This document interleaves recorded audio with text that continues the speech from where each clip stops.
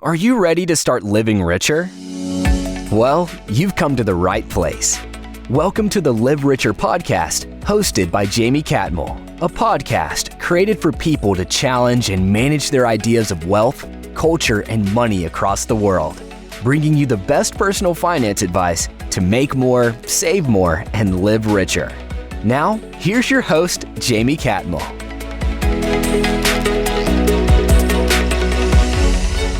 This is part 2 of my incredible conversation with Jamil Damji. If you haven't already, go listen to part 1 of our discussion. It's worth it. I have a television show where we fix and flip properties, and we do quite well on that. But I'll also share this with you, Jamie. In 2022, my fix and flip business ultimately lost $500,000. My wholesale business made $18 million. Now that's interesting. See, I think that's right there. It answers a question for me. Can people make as much money right now doing the fix and flip as they did a couple of years back? And you're basically saying, for me personally, I haven't. For right? me personally, it was the last part of 2022 was brutal. I killed it in the first half of 2022. I did really well. And in the second half of 2022, I ate my shorts. It was terrible. I took a haircut on every house I had on the market. I had to. There was no way out. But fixing and flipping has come back again. The market has stabilized in a way right now where there's still a tremendous amount of demand and there's just no inventory to satisfy it. And so we're actually back in the fix and flip game. We're starting again because, yeah, we took some hits last year, but I think we can recoup those pretty quickly just looking at the days on market numbers right now and how hot the market seems to be just for whatever little inventory is coming on. Problem is, Jamie, is that do you own a home? Yeah, I do. Okay. When did you buy it? 4 years ago. Okay. So you've got a beautiful rate on it. Yeah, I do. But I got it and I think it went from 4 up to like $1 million. 400,000 to like almost $1 million. It was a new home in Arizona. Your interest rate on it is low, right? Oh yeah. And we have a really low interest rate. We got in the low. So whatever the lowest was, because I also work at Go Banking 2%? Rates. 2 or 3, yeah. I'm in a low one because I work at Go Banking rates too. Are you ever going to sell that house? I don't think so. Okay, well, let's go down your path of thinking here, right? I want to explore this because you are going to be the case study as to why there's no inventory. Why aren't you going to sell your house, Jamie? Okay, I would like to sell my house and maybe get a bigger house or something different with more property, but I can't because there's no place I could go for what I would sell it for. I wouldn't be getting very much and I'd have a higher interest rate. So my payment would even be more. So even though I sold it for $987,000 and I bought it for $400,000, I'd have to go buy something for like $1.4 million to even get what I want. Exactly. And then I would have an interest rate that's crazy. And from my low payment, now I'd have like a $4,000 payment a month, right? So I'm just serious. It would be crazy to do that. So I can't do that unless I had cash to go buy something else. You wouldn't see me go and do that. And what many people are doing that are in your situation is they're saying, I'm not going to sell this house. I'm going to rent it. If I have to upgrade my lifestyle or if I need a bigger home, I'll rent that as well.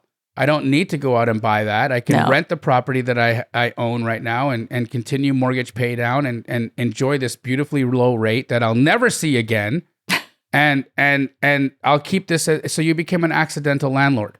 Right. So this is the generation of accidental landlords. It's what's happening right now. It's why so many Silicon Valley companies right now are creating these new innovative ways to rent out properties like pad split and communal living and midterm rentals and nursing houses and all the things, all these new ways to rent your property. Why do you think this is happening? All because of the interest rates. Because of the interest rates and the accidental landlord and the known fact that we'll never get below 5% in our, not for the foreseeable future. Without another black swan event, we don't go below 5. We don't. And so with that said, all of these houses will sit in that category of just homes that won't find their way back onto the market. So you remove all that inventory off the market. Now you have an inventory crunch. And I believe it's the reason why we haven't fallen into a full-fledged crash in the housing market is just because of because of the artificial prop that placed on the market, seeing that people just won't sell if they have that low rate. That's why there's no inventory. That's why we're in the situation we're in. And so, but there are investors still wanting properties. Like you said, there are people I know there's all these short-term rental people that are looking like crazy, and you have different people looking all the time. So those are the people you're targeting with the wholesale? Yeah. So my clients will be fix and flippers, midterm renters, short-term rental people, new construction developers, all of that. Anybody who is in the game of some form of exit strategy in real estate is my friend. Because they don't have the time to go out there and find their own deals. And the average amount of money that I make on a house is $10,000, right? And so I have a guy who's going to be able to make $50,000 or $60,000 flipping a house I sell him, and I make $10,000. You think he's mad about that? No, not at all. He says, "Hey, I'm happy you eat. When's the next one coming?" Makes perfect sense. And so when people in your network, do they hand it off to you and then you find the buyer for them? Correct. Is that how it works? And then what percentage do they get? Like, how does that work? We split it. You find the deal, we bring the buyer, we split it down the line. And do they go through a training, or I'm like asking all these questions because I'm serious about it. Yeah. So, I have an incredible community of people where, we learn, we do best practices. Right now they're all on a virtual office. I've got the people that are in the community right now, they're so bought in and they work so well with each other and they help each other so much that they show up for each other first thing in the morning at 8 a.m. Eastern. We've got a virtual office that people go to. And if you're brand new and you're like, I don't know what to do, you just go in and watch, right? It's like, think about this. Last time you've gotten, you're self-employed, so this might be a stretch for you to think about, but the last time you had a job, right? When you had a job and you had to learn what to do, they could give you books, they could give you videos, they gave you the manual, they sat you down and told you, the rules, all the things. But you really didn't know what to do until you sat down at a desk and watched the person beside you do the job. And then once you sat down at the desk and you watched the person beside you do the job, you said, okay, well, how do I do my version of what they're doing? And then you do it. And that's how you learn. It is actually doing it. A lot of times, until you're actually doing something and you're in the midst of it with other people that are doing it and they're helping you, you never really know how to do it. No, and then what's accountability, if you're saying it right or wrong, or all the things. And it's just and it also gives you a really good way to get support, right? Because it can be scary, it can be scary to hop on the phone. And what I teach is the relationship-based model of doing this business, right? So I'll give you an example. For me, I don't like disturbing people at their home. I don't like knocking on their door if they're in financial distress. I've been in that spot. I've been in foreclosure before. I had the phones go crazy from people calling and wanting to help me. I've had people show up at my door and knock on the door wanting to help me. And I remember how I felt at that time. I didn't feel like anybody wanted to help me. And we were in trouble. I just thought that the world was coming after me, and I just ducked my head in the sand. And I understand what that side of the fence looks like, feels like. I've been in it. And so, when you're thinking about it that way, I'm not a fan of finding leads like that. It's just not my approach. You can do it, but it's expensive too, right? Buying those lists and calling those people and finding their phone numbers and all the private investigating tools that you need to do to find somebody. It's costly, it's time consuming, and it's stressful, and it's hard, and it's demoralizing, and people yell at you and they swear at you, and it's tough, right? I don't like that. So where I go for my leads is I actually network with real estate agents, right? The way I see it is that, look, the first person that a person phones if they want to sell their house is a realtor, hands down. They always do. I'm sure you've got somebody's card in your house, or you've got some, fridge magnet on your fridge of some person whose headshot they took 10 years ago. And if you ever wanted to decide to sell your house, you might call them first. You had their notepad in your house for 4 years since you bought your house. You might call that agent back. I don't know. Maybe you will, maybe you won't. But whatever that is, those realtors are always given a call. I make relationships with those people, with the realtors, right? And so when they're talking to a potential seller, they say, okay, you've got options looking at your house, and they only ever present my option when it's viable, right? So looking at this house, it's in needs a lot of work. This house can't even get a loan on it right now in its current condition because FHA or conventional loan lenders won't lend on the house in its current state. You're going to need to do repairs up and down before this can be even financeable. So those are the types of situations, right? A lot of these people don't even have the money to invest to even make those repairs. Right? They don't. They've inherited the house, or their finances have gotten bad and they're just needing to sell now. And so it's just one of these spots where they trust their realtor and they trust the relationship their agent brings to the table. So my job is to be trustworthy to the agent, is to be a good resource for the realtor. And I am. And so like I have thousands of relationships with realtors, but just to speak on one of them. Okay, I have one agent in Phoenix, Arizona, Monique Walker. She's a top 5 realtor here in Phoenix. Her and I will do, on average, 3 deals a month. Okay, and we'll typically make $20,000 to $30,000 a deal. Okay, so think of that. If I'm doing 3 deals with her and I'm making say $30,000 on a deal, and I only answered her phone calls, if I only answered her calls, I'd have a phenomenal life. Right? That's the beauty. Exactly. Right. So then this business doesn't have to be chasing your tail. It doesn't need to be a hustle. It can be something that you build a book of business on and develop relationships where people trust you and you trust them, and you do right by everybody. And that's the thing. I think another one of the appeals that I've brought to the business is ethics. I'm fair. If I'm not the right solution for a seller, I will be the first one to say it. If I think a seller can get more money somewhere else, I'll tell the agent. I'll tell the seller. I'll say, I'm not your guy. I think you could do better on the MLS on this house, better than what I'll give you. And then if they still insist on selling to me because they don't want to go to the MLS, they don't want people going through the house, they don't want to have to be prepared for showings, they don't want to do any of that, they just want the convenience, then I'll buy it. But Jamie, let me ask you this. Have you ever traded in a car? Yep, I have. Right? Okay, you knew that you were leaving money on the table. Oh, yeah. Right? But you did it anyways. Yeah, I did. For the convenience. You did it for the convenience. You didn't want to have to go list it, have someone come over the house and look at it. It's just a lot of work to go sell it yourself. So you trade it in and you maybe lose like $10,000. I'm serious. I mean, sometimes you do. Yeah, you're willing to make that choice. You're willing to make the choice. When you think about it, and so when people say to me, why would anybody ever want to sell to you? Well, it's like, why would you ever want to trade in a car? There's times in life when you make the choice for convenience, and I'm the choice. Yep. It's why people do OfferPad, I think, too. It is. And again, OfferPad, Open Door, they're great companies. They're the Silicon Valley version of what I do, right? But for the regular realtor, for the regular real estate agent who's not OfferPad, who's not Open Door, I'm what they use to level up. So that's how they compete against those guys. That's how they compete, because they've got me, because they've got a cash solution in their back pocket. But they're still your friendly neighborhood realtor, right? But now they have a cash solution as well. That's awesome, actually. Yeah. I didn't realize that. That's really great. When it comes to maybe someone wanting to buy their first home, is now a good time? Yes.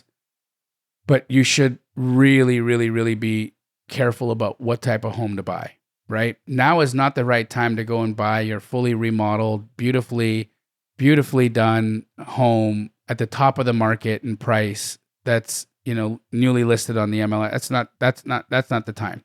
If you're first time home buyer, yeah, and you can afford it, yes, because the market's going to get crazy again and you're not going to be able to compete. I give you my word. Watch when the election cycle comes back around, watch what happens to rates. Some way, somehow, they'll start creeping back down again to make the public happy. Those rates will start to creep back down towards 5. Okay, and as they creep down towards 5, we've got this pressure on the real estate market that's just being pulled back. And as soon as we hit 5%, watch that elastic band get released and what happens in the market. So if you are looking to purchase a home and you haven't been able to compete up until now, it's your only chance. Because you can always refi. You can always refi. So think about it that way, because it might be the price is probably going to go up, is what you're saying, as we get closer to election time. But at the same time, if you have the capacity to buy something that's been sitting on the market that's not in good shape, right? Because that's where the deals are. The deals aren't in the beautiful homes. The deals are in the fixer-uppers. And so if you can find something sitting on the market 60, 90, 120 days, go make an obnoxious offer. And see what they say. Because there's motivation there. Yeah, if it's been on there that long, they're worried. They're like, I'm never going to be able to sell it, and they're probably paying the mortgage, don't want to be paying it. So. I just bought one down the street from my house. I live in a $2 million neighborhood ish, and there was a house down the road from my house. They listed it at 1.8 million, and it was dated. It had slate floors. It wasn't my favorite. It was just the layout was a little funky, but beautiful. I saw it at 1.8. I'm like, they'll never sell it at 1.8. So I let it sit for 30 days. And then after a month, I called the agent and I said, hey, I live on the street. I see what you guys have here. You've got it at 1.8. I saw you dropped it to 1.6. I think that was smart, but you're not going to sell it at 1.6, I don't think. And she's just like, well, what do you think it's going to trade at? And I said, well, honestly, I think it trades at 900. And she's like, well, my sellers will never take 900. And I said, okay, well, why would you say 900? I said, because that's what I'll pay.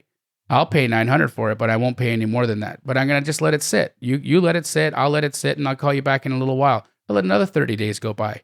Called her back.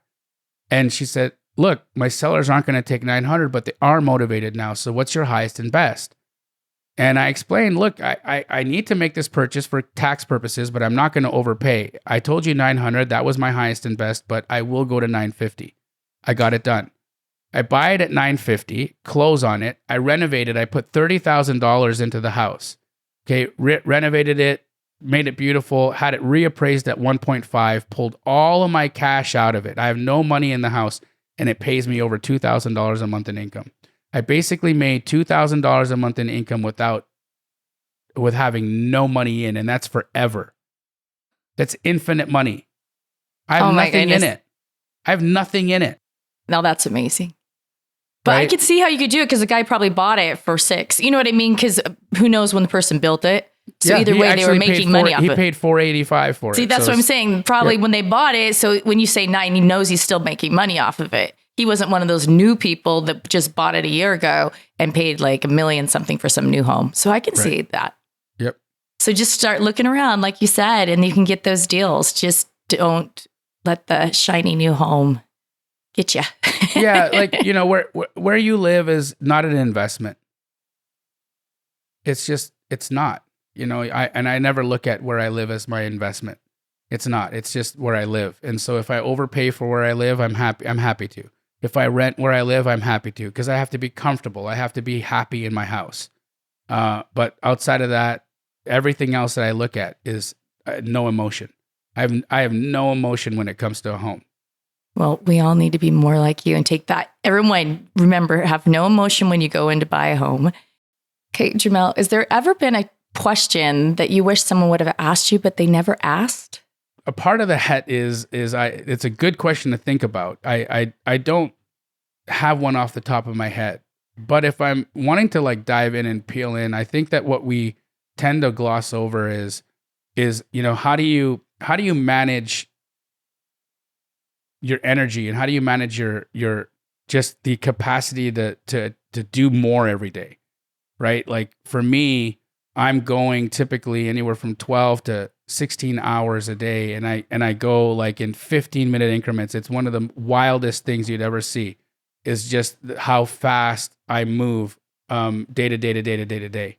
And so one of those things is, meditation is huge for me. I take moments to sit in silence every single day and just try to listen. And I think that being in that space, that meditative place, it does energize me, and it does push me and give me a lot to be able to draw from on a day-to-day basis. I would love for more people to see how they have everything that they need within them, and that there's not a cup of coffee, there's not a supplement, there's nothing out there outside of you that can push you farther than what's in you right now. I really like what you just said there, because I think too many people nowadays are looking for outside sources to motivate them or to give themselves the energy to do something. You hear all the time, I just don't have the energy, or I just don't have the time.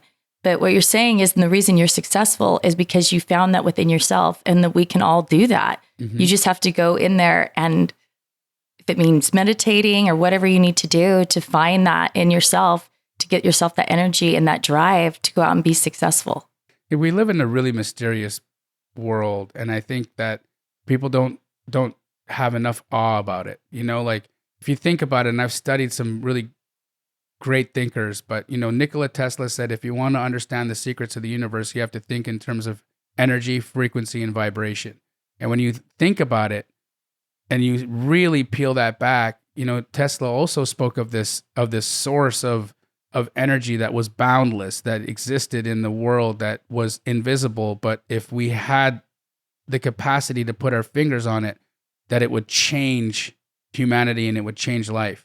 And I think that what's happened is that we've had people on this planet find that source, and they've been able to draw from that source, and then they teach others how to draw from that source. And I believe that I fall in that bucket, and I'm continuing to live in that and to continuing to share that truth with people. And we appreciate it. You're changing people's lives, and I'm just so glad that I can go out and share that message for you. If you could tell your younger self anything, what would you tell him? I would tell my younger self that they're exactly where they're supposed to be.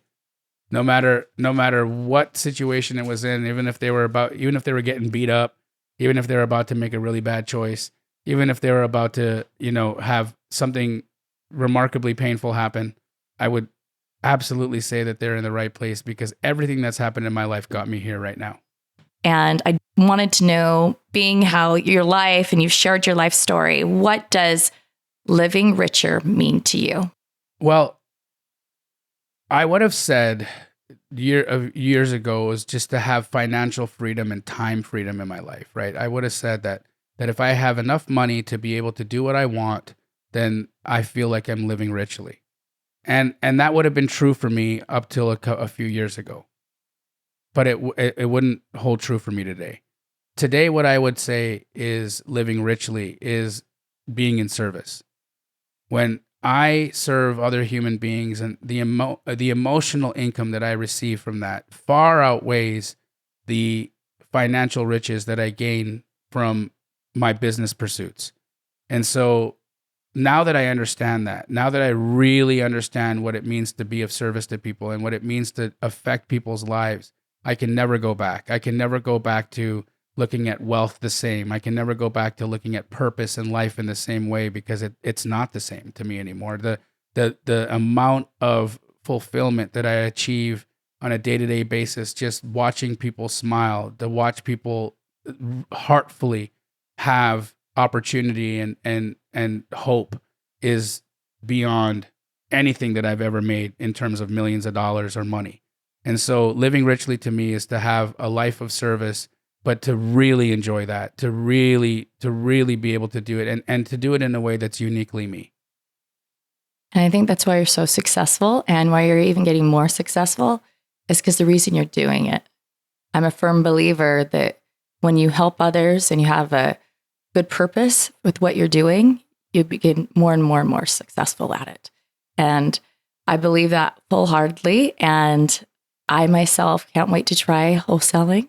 Thank you so much for coming on. Amen. And hopefully more people will listen to this and know that you can go out there and you can make money and you can be in the real estate game. And there's things you can do to do that. Never let anyone tell you that because you don't have enough money or you don't have the right background or the right friends, that you can't be rich and you can't have the life that you dreamed of, because you can. Because Jamil has just showed us that we can, and we're all going to go out there and do it. So everybody remember the one thing I always tell you to remember, and that is to live richer. Thanks for listening to this week's episode. Before you go, we'd love for you to subscribe to our show to catch all of our updates. Also, we want to hear from you. What are your burning questions about money and how to live your best life? Reach us at livericherpod@gobankingrates.com.